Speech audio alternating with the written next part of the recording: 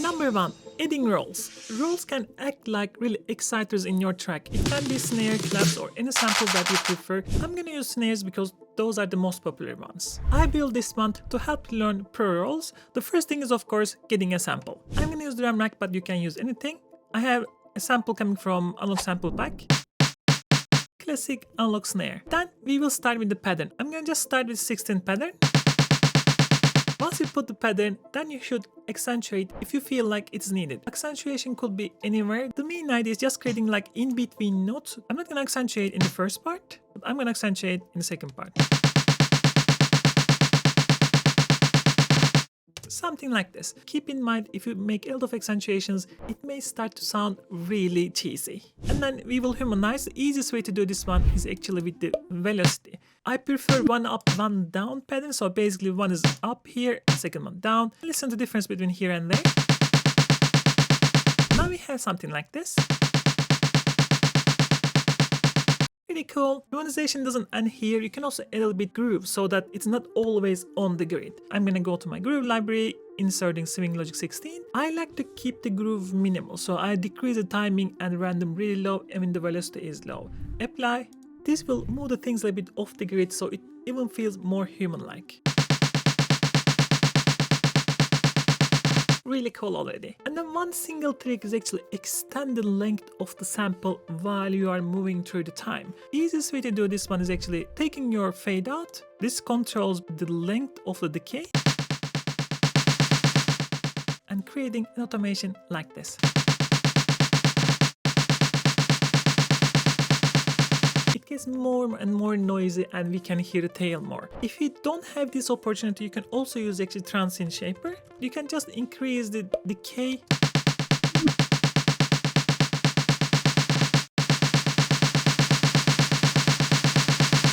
I'm gonna go with the simple version, just use decay button over here. And then we're gonna automate the pitch or filter. The pitch automation comes with, again, cheesiness. So I'm gonna avoid pitch automation, but if you don't know how to do it, you can just click on this transpose button and then just go up like this.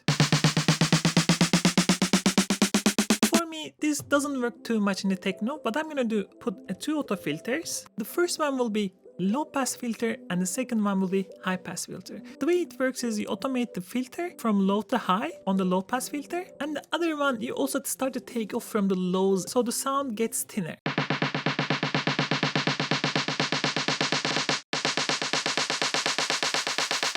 We start to cut off the low, so we are thinning out the sound right before the end. And once we do this, we have the snare. You can add reverbs, delays, anything that you like, make the sound a bit washy. I'm gonna use a simple reverb like this before the filters. I like to clear out things like smooth or chorus to keep the sound a bit cleaner. Spin depends on your taste, but in this case, I'm gonna keep it just to give it a bit weirdness to the sound.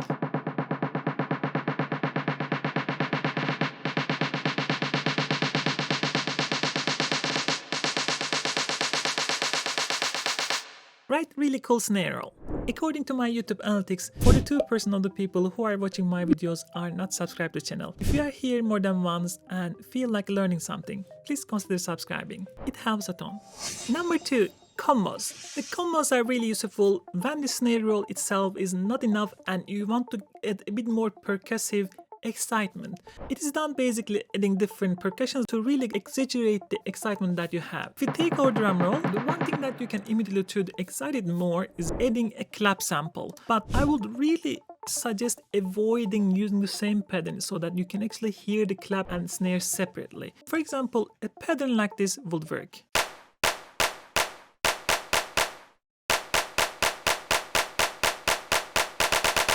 While I didn't like speeding up snares, here clap kind of works that way because the pattern gets faster and faster.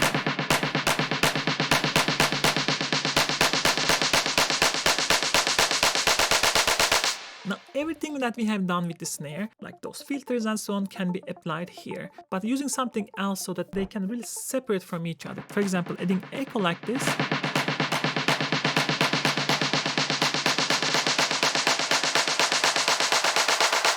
Suddenly we have much more excitement. You can even exaggerate this adding like a cymbal sample. Light and on the high end so that we can have this timbre separation between them and adding a reverb on top, right?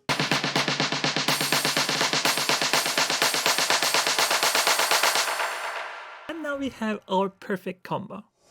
Number 3, adding risers. The way I feel is whenever I pick a riser sample, let's say from Splice, always a bit cheesy. And because of that, most of the risers that I use, actually, I made it after the need that I have in the track. In this case, I'm actually using a preset from my Unlock Techno for Serum. Sounds like this.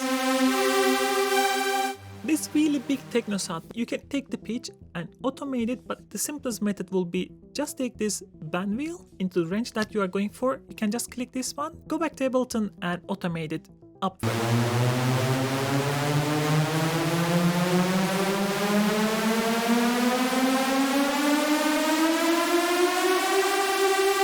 I think it is important reaching the top of the sound slightly before it ends. More satisfactory. That's my feeling at least. But of course this is not good enough. The thing that I really like to do is actually taking auto filter like this and taking LFO and map the frequency here. Now it's moving up and down all the time, so it's too much. Decrease depth like this. Like with the snares, we want to open this up going forward. So easiest way to do is actually taking this offset, and if I move it right, it is opening up. So automate all the way up, -39 to +32, and this will make the sound being unstable back and forward all the time, while on the long run opening up more and more. Also automating the rate, the more you go up, the faster filter moves back and forward. Like here it is slow, up here it's moving much faster left and right, so this will really enhance the unstableness and expectation. One thing I like to do is actually adding a glue compression. You can do this one with the snare as well, and doing a small gain automation as well. So take a listen. Right, it's coming really from the behind and going to the front and getting unstable. And the glue compression is keeping the volume levels steady.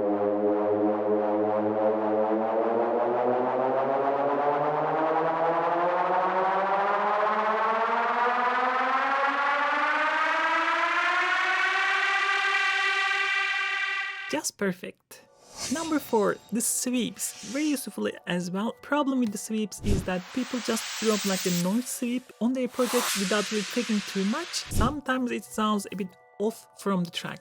More organic way of doing it is actually sampling the sound and using as a noise. In my track, I have this lead sound. Now, how can you sample this one? Play this sound, solo it, and create another channel, put it into resampling mode, put it into recording mode, and then on your main channel, put a big, huge reverb. It's really full wet, taking off a bit the low so that it's not really super bassy. Creates this kind of long, sustained room ambience feel. What you need to do, click this freeze button and resample the sound that you are hearing. Now we have something like this. Almost like a white noise. You can hear the melody behind, but not really. The way I like to use this one is actually cutting the lows. Now it's more like a noise. First idea is smearing this even more. I'm going to use Walla Shimmer. Add a suit. And overdrive. Now we have this beautiful noise sound that we can use to sweep. You want sweep and riser to sound really coherent. What I'm doing here is actually taking exactly the same auto filter and exactly the same LFO. Almost feels like this perfect storm, but we will make it a bit more colorful using an auto pan and taking another LFO. We are using ramp, going to increase and increase and increase and more. And this one is applied to the rate. So this will pan left and right slowly in the beginning, and later faster and faster feel, right? Getting faster together with this filter movement.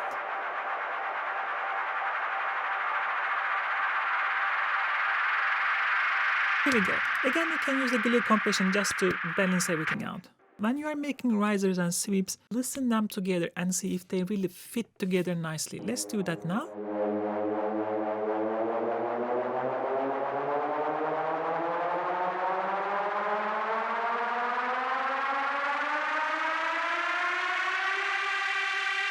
And this is the reason that I always talk about gluing things together, creating your risers, sweeps and transitions from your own tracks so that it creates this really united feel.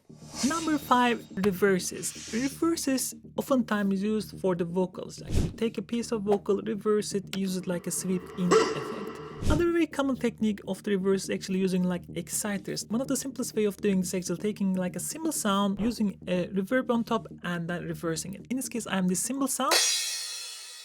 Of course, it is not long enough, so we're gonna smear the reverb and add a bit EQ so that we catch more the high end. Similarly, we sample it again. Now we have this. Cool shape will really help us when we reverse it. Just click in R, and now with the original sample, we have this. Right? It's really sucking in effects. This might really help out all the other things that we had previously.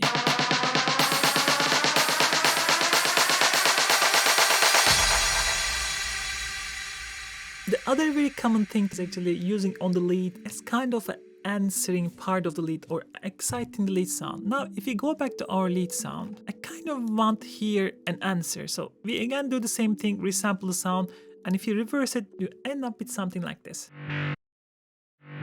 Dances around with the original lead sound and kind of excites it. You can use this one actually clap snares and even kicks as well. You just take a simple piece, reverse it and put in the front. It would kind of will lead into it or create a small excitement. Now, if you play all together, it sounds like this.